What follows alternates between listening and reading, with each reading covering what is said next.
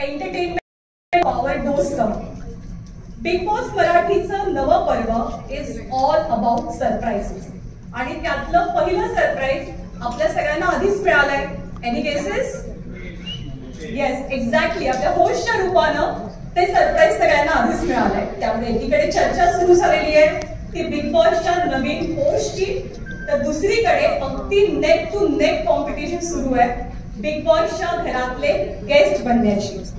आणि अर्थातच ऑफकोर्स हा सीझन जरा जास्त स्पेशल आहे, हा सीझन जरा जास्त खास आहे, कारण तब्बल 2 वर्षांनंतर मराठी प्रेक्षकांना बिग बॉसच्या घरात डोकावून पाहता येणार आहे.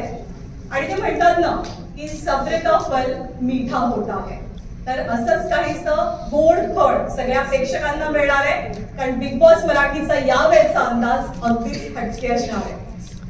So ladies and gentlemen, your wait is almost over. ज्याला भेटायला तुम्ही सर्वजण कमालीचे उत्सुक आहात, त्याच्या एंट्रीची वेळ अगदी जवळ आली आहे.